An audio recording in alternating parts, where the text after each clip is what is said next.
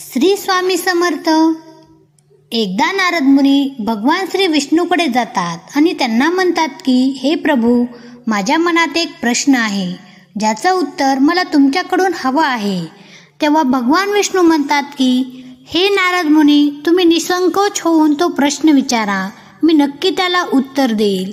तेव्हा नारद मुनी म्हणतात, अशी कोणती लोक आहेत ज्यांच्याजवळ आपल्या पत्नीला चुकूनही ठेवू नये. तेव्हा भगवान विष्णू म्हणतात की हे नारद मुनी, तुम्ही फार महत्त्वाचा प्रश्न विचारलेला आहे. याचे उत्तर मी तुम्हाला एका कथेच्या माध्यमातून देणार आहे. एकदा एक राधानगरी गाव होतं. त्या गावामध्ये सुंदर नावाचा व्यापारी राहायचा. त्याची पत्नी अतिशय देखणी होती. गावामध्ये तिच्या सौंदर्याचं फार कौतुक व्हायचं. सुंदर शेठच्या अंगणामध्ये एक झाड होतं. त्या झाडावर एका चिमणीने घरटं बांधलं होतं. सुंदर आणि त्याची पत्नी त्या चिमणीची देखभाल करायचे. तिला रोज दाना पाणी खाऊ घालायचे. एके दिवशी सुंदरला व्यापारासाठी दुसऱ्या गावी जायचं होतं. तेव्हा तो आपल्या पत्नीला म्हणाला की मला उद्या गावी जायचं आहे. काम झाल्यावर मी परत येईल. तेव्हा तू घरी एकटी थांबून घराकडे लक्ष ठेव. दुसऱ्या दिवशी ज्यावेळेस तो व्यापारी गावी जाण्यासाठी निघाला, तेव्हा त्याच्या अंगणात असलेल्या झाडावरच्या चिमणीने त्याला अडवलं आणि त्याला म्हणाले, हे सुंदर शेठ, आपण आपल्या पत्नीला घरी एकटं सोडून जाऊ नये.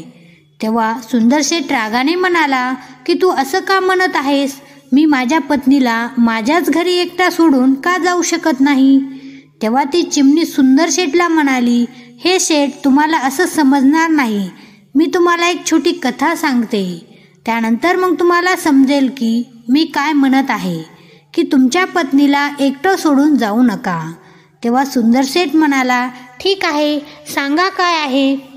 तेव्हा चिमणी सांगते की एक बलरामपूर नावाचं नगर होतं. त्या नगरामध्ये एक क्रूर राजा राहायचा. त्या राजाची पत्नी अतिशय सुंदर होती. राणी ही गरोदर होती.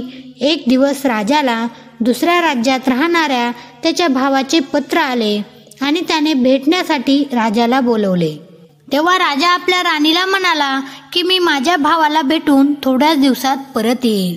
आणि राजा आपल्या भावाला भेटण्यासाठी काही शिपाई घेऊन निघाला. वाटेत त्याला एक साधू तपस्या करताना दिसला. तो साधू ढोंगी होता, पण याची राजाला थोडी सुद्धा कल्पना नव्हती.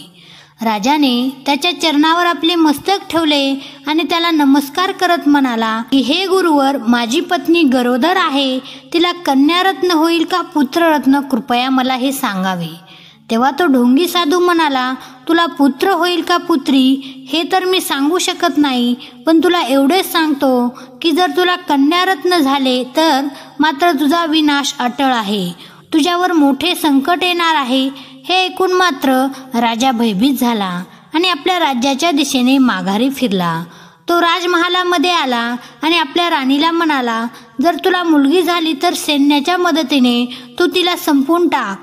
कारण आत्ताच मला एक साधूने सांगितलं आहे, जर तुला कन्या झाली तर तू मोठ्या संकटात सापडणार आहेस. त्यामुळे या पनोती मुलीला तू लगेच सैन्याच्या मदतीने संपवून टाक. एवढे बोलून राजा मग निघून जातो. तेव्हा राणी मनात विचार करते, जर खरंच असं झालं तर मात्र मी माझ्या संतानाला गमावून बसेल. मला मोठं पाप लागेल. तेवढ्यात तिथे दासी येते आणि दासी विचारते, राणीसाहेब, तुम्ही एवढ्या चिंतेत का दिसत आहात? तेव्हा ती सांगते की राजाने मला असा आदेश दिला आहे की जर मला कन्या झाली तर तिला सैन्याच्या मदतीने संपवून टाक. कारण की असं जर केलं नाही तर राजावर मोठे संकट येणार आहे. तेव्हा मग ती दासी म्हणते की राणीसाहेब, तुम्ही चिंता करू नका. जर तुम्हाला मुलगी झालीच तर मग त्या मुलीला मी माझ्या मुलीप्रमाणे सांभाळेल आणि इतरांना सांगेल की ही माझी भाची आहे. थोड्या दिवसांनी मग राणी एका कन्येला जन्म देते आणि मग तेवढ्यात तिथे दासी येते. त्या मुलीला आपल्यासोबत घेऊन जाते आणि सगळ्यांना सांगते की मी त्या कन्येला संपवून टाकलं आहे. ती सगळ्यांपासून लपून त्या कन्येला आपल्या घरी नेते आणि तिचं पालन पोषण करते. त्यानंतर इकडे राजामध्ये राजा परत येतो आणि तेव्हा राजाला देखील हेच सांगण्यात येतं की त्या कन्येला संपवून टाकण्यात आलेलं आहे. कालांतराने मग त्या राणीला एक मुलगा आणि त्यामुळे राणीचा एकटेपणा देखील दूर होतो. कालांतराने मग त्या राणीला एक मुलगा होतो आणि त्यामुळे राणीचा एकटेपणा देखील दूर होतो. राजाही खुश होतो. तर इकडे मात्र दासी राणीच्या मुलीला आपल्या मुलीप्रमाणे सांभाळ करत असते. झोपडीत राहून सुद्धा त्या राणीची मुलगी ही तिच्याप्रमाणेच अतिशय सुंदर आणि देखणी दिसत असते. एके दिवशी ती आपल्या घराबाहेर केस वाढवत असताना राजा हा शिकारीला निघालेला असतो आणि तो तिला बघतो. तिला बघून तो तिच्या प्रेमात पडतो आणि जेव्हा तो आपल्या राजदरबारी येतो, राजाला सारखं त्या मुलीचा चेहरा आठवत असतो. त्याला रात्रभर झोप येत नाही. तेव्हा तो आपल्या सेनापतीला बोलवतो आणि म्हणतो की हे सेनापती, तुम्ही आजच्या आज त्या मुलीच्या घरी जाऊन माझ्यासोबत लग्नासाठी मागणी घाला. ती मुलगी एवढी सुंदर आहे की मला रात्रभर तिच्यामुळे झोप आली नाही. मला ती कुठल्याही परिस्थितीत हवी आहे. तेव्हा सेनापती आपल्यासोबत शिपाई घेऊन त्या मुलीच्या म्हणजेच त्या दासीच्या घरी जातात आणि त्या दासीला म्हणतात की राजाला तुझी मुलगी फार आवडली आहे. राजाने लग्नाचा प्रस्ताव पाठवलेला आहे. तेव्हा मात्र हे ऐकून त्या दासीला धक्काच बसतो आणि ती विचार करते की हे देवा, हा काय अनर्थ करायचा ठरवला आहेस. ही मुलगी त्या राजाचीच आहे. आता हे जर मी त्या राजाला सांगितलं तर मात्र तो मला मृत्यूदंड देईल. मग आता काय करू. तेव्हा ती दासी त्या शिपायांना म्हणते की मला हे लग्न मान्य नाही, कारण आम्ही साधे एका झोपडीत राहणारे आणि राजाची बरोबरी आम्ही करू शकत नाही. तेव्हा सेनापती आणि इतर शिपाई राजाकडे जातात आणि राजाला सर्व हकीकत सांगतात. तेव्हा मात्र राजाला फार राग येतो आणि राजा त्या दासीला आणि तिच्या मुलीला राजदरबारात हजर करण्यासाठी सांगतो. तेव्हा सेनापती आणि सैन्य त्या दासी आणि मुलीला पकडून आणतात आणि राजदरबारात राजासमोर हजर करतात. तेव्हा मग सैनिक त्या दासीला कोड्याने मारतात. शेवटी दासी राजाच्या चरणावर मस्तक ठेवते आणि त्यांना सांगते की हे राजन, आपण काय करत आहात. ज्या मुलीच्या आपण प्रेमात आहात आणि ज्या मुलीच्या सोबत लग्नाची इच्छा आपण बाळगत आहात, ती मुलगी दुसरी तिसरी कोणी नसून ती तुमचीच मुलगी आहे. राणीच्या सांगण्यावरून मी सर्वांना खोटं सांगितलं की मी तिला संपवून टाकलं आहे, पण मी तिला माझ्या घरी नेऊन तिचा मुलीप्रमाणे सांभाळ केला आहे. तेव्हा राजा मग फार क्रोधित होतो आणि राजदरबारात असलेले आपल्या मुलाला सांगतो की या मुलीला तू जंगलात ने, तिला संपवून टाक. पुरावा म्हणून तिचे डोळे काढून मला आणून दाखव. तेव्हा तो राजपुत्र विचार करतो की एवढ्या दिवसानंतर माझी बहीण मला भेटली आहे आणि तिची मी अशा प्रकारे अंत करू शकत नाही. पण जर राजाला मी नकार दिला तर राजा दुसरा कुणाला तरी सांगून हिला संपवून टाकेल. मग तेव्हा तो राजाला म्हणतो ठीक आहे, मी हे काम करेल आणि तो त्या मुलीला घेऊन मग जंगलात जातो. जंगलात गेल्यानंतर तो तिला म्हणतो की तू माझी बहीण आहेस आणि मी तुला संपवू शकत नाही. तू इथून चालली जा, मी राजाला काहीतरी कारण सांगून देईल. तेव्हा तो तिला जंगलात सोडतो आणि राजदरबारी परत येतो आणि राजाला एका हरणाचे डोळे दाखवत म्हणतो की हे पिताश्री, मी तिला संपवलं आहे.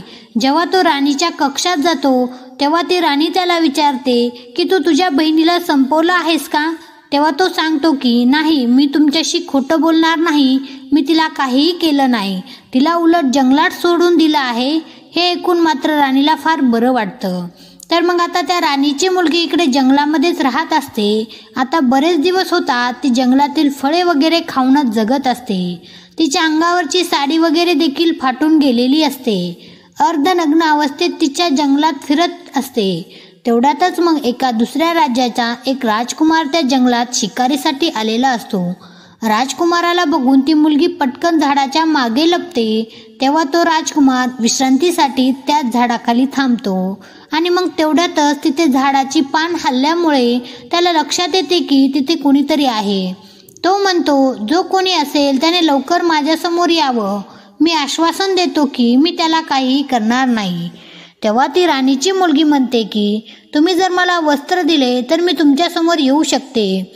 तेव्हा राजकुमार तिला वस्त्र देतो आणि ती राणीची मुलगी त्या राजकुमारासमोर येते. त्या मुलीचं रूप बघून राजकुमार मोहित होतो आणि तिच्या प्रेमात पडतो आणि तिला लग्नासाठी मागणी घालतो. तेव्हा ती त्याला होकार देते आणि ते दोघेजण त्यांच्या राज्यात जातात. नंतर तो राजकुमार विधिवंत त्या मुलीशी लग्न करतो. आता यांचा संसार फार सुखाचा चालू असतो. संसाराला 2 वर्षे होतात. राजकुमार आणि त्या मुलीला 2 मुले होतात. एके दिवशी राजकुमार त्या मुलीला तिच्या भूतकाळाबद्दल विचारतो, पण ती मुलगी काही सांगायला तयार नसते. पण राजकुमाराच्या परत विचारण्याने ती त्याला सर्व काही हकीकत सांगते आणि हे ऐकून मात्र त्या राजकुमाराला फार दुःख होतं आणि तो तिला म्हणतो की आपण तुझ्या वडिलांना भेटण्यासाठी त्यांच्या राज्यात जाऊयात. दुसऱ्या दिवशी राजकुमार आपल्या शिपायांसोबत राणीला घेऊन तिच्या वडिलांना भेटण्यासाठी निघालेला असतो.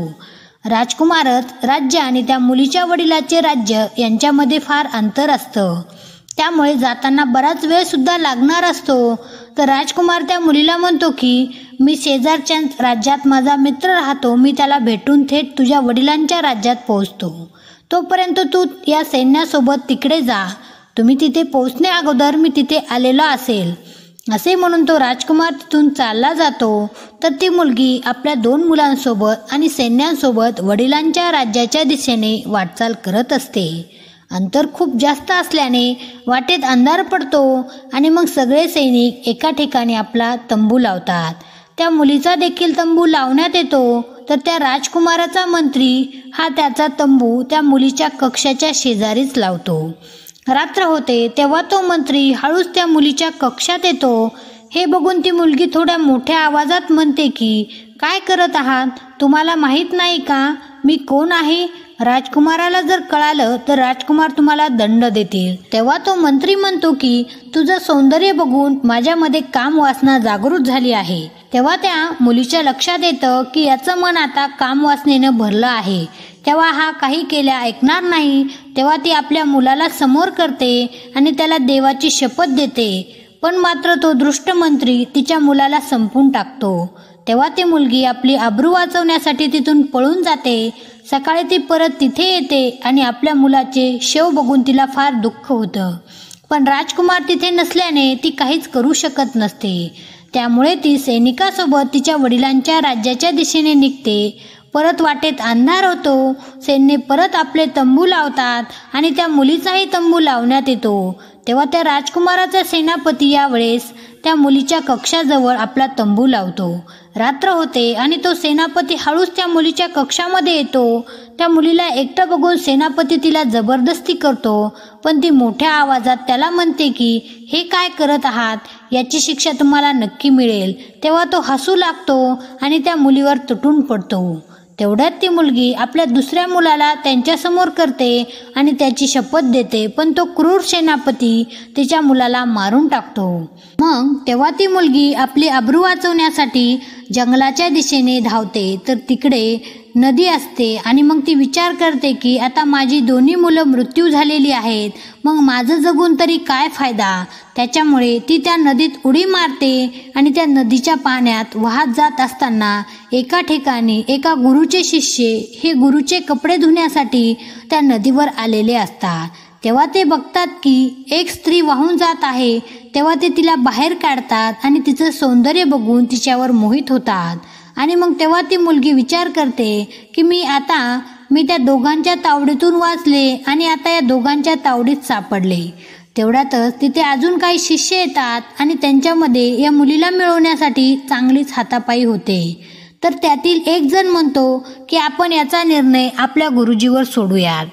आणि ते सर्व शिष्य त्या मुलीला घेऊन गुरुजीजवळ जातात आणि म्हणतात की हे गुरुजी, आम्हाला सांगा आमच्यापैकी ही मुलगी कोणाला मिळेल.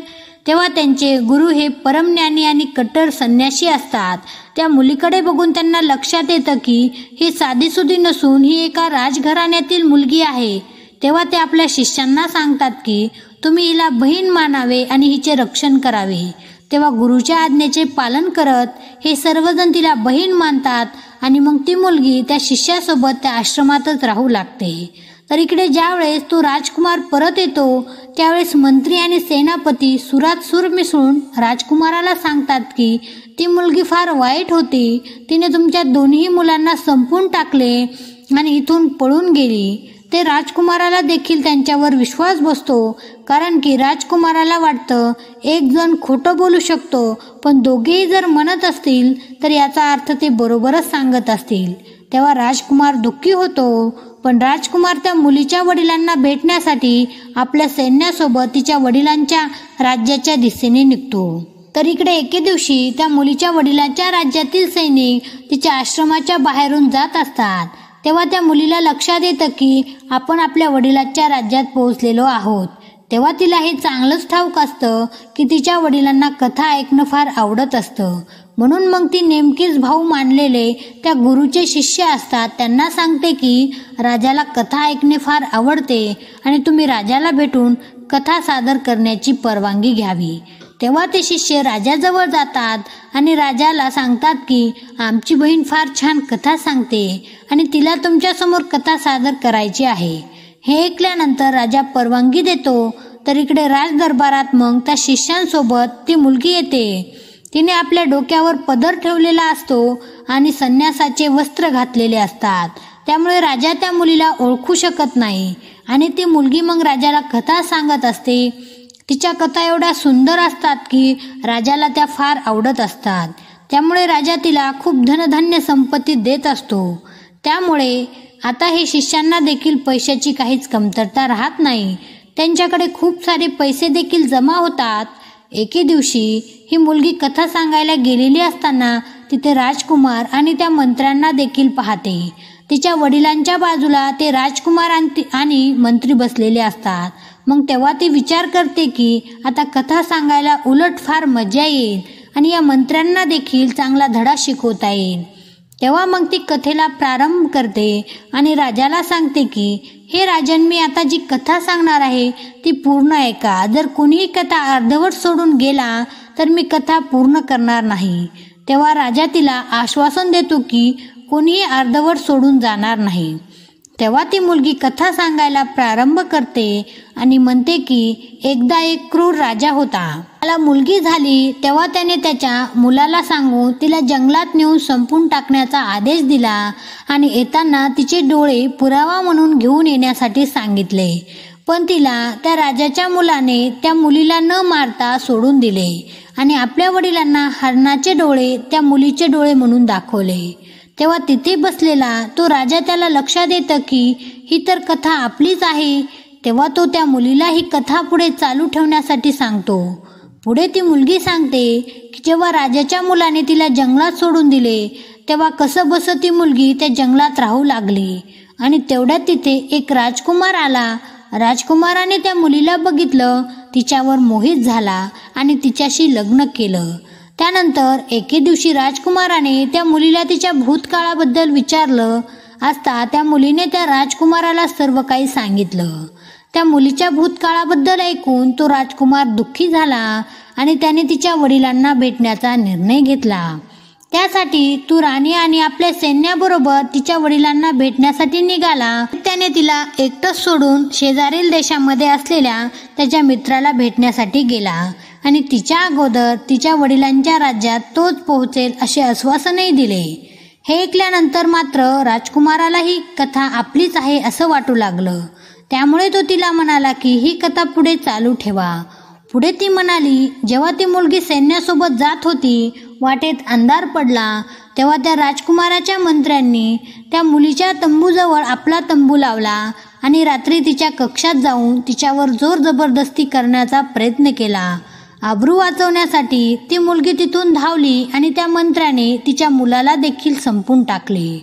दुसऱ्या दिवशी परत वाटेमध्ये अंधार पडला आणि तेव्हा सेनापती रात्री त्या मुलीच्या कक्षात येऊन तिच्यावर जोर जबरदस्ती करू लागला. तेव्हा आबरू वाचवण्यासाठी ज्यावेळेस त्या मुलीने तिच्या दुसऱ्या मुलाला पुढं केलं आणि शपथ देऊ लागली तेव्हा त्या सेनापतीने त्या मुलाला देखील संपून टाकलं.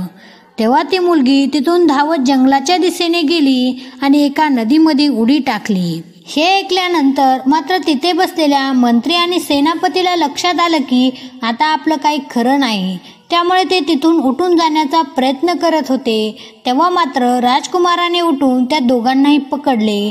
तेव्हा त्या मुलीने आपल्या डोक्यावरचा पडदा हटवत राजा आणि राजकुमारासमोर आली. तेव्हा त्या मुलीला बघून मात्र राजाला फार आनंद झाला आणि त्याला जाणीव झाली की आपण किती मोठे पाप केलं होतं आणि या पापाची शिक्षा आपल्या मुलीला भोगावी लागली. तो तिला घट्ट मिठी मारतो. तर राजकुमाराला देखील आपली चूक लक्षात येते की आपण आपल्या पत्नीला एकटं सोडून दुसऱ्याच्या भरोशावर तिथून जायला नको होतं. आणि तेव्हा राजकुमार त्या मंत्री आणि सेनापतीला मृत्यूदंड देतात. राजाला आपली मुलगी तर राजकुमाराला आपली पत्नी परत मिळते. तेव्हा भगवान विष्णू नारद मुनीला म्हणतात.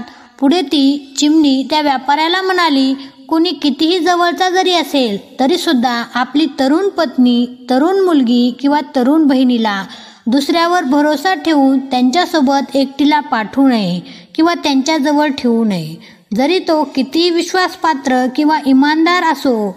जेव्हा वासना दिमाकावर हवी होती तेव्हा विश्वास तुटायला आणि इमानदारी गमवायला वेळ लागत नाही. आणि तसंही स्त्री ही पुरुषासाठी एक आकर्षणाचा केंद्रबिंदू असते. जर स्त्री एकटीच एखाद्या तरुण पुरुषासोबत जाते किंवा थांबते तेव्हा त्या पुरुषाच्या मनात काम वासनारूपी भाव जागा होतोच. त्यामुळे चुकूनही आपली बहीण, पत्नी किंवा मुलीला एकटीला कुणासोबतही पाठवू नये किंवा जवळ ठेवू नये. खास करून तेव्हा तो पुरुष तरुण, देखणा आणि एकटा असेल. असं म्हणतात की स्त्री धन आणि विद्या त्याच्याजवळ राहते ती त्याचीच होऊन जाते. मित्रांनो, व्हिडिओ आवडला असेल तर व्हिडिओला एक लाईक जरूर करा आणि असेच नवनवीन व्हिडिओ पाहण्यासाठी चॅनलला सबस्क्राईब करून ठेवा.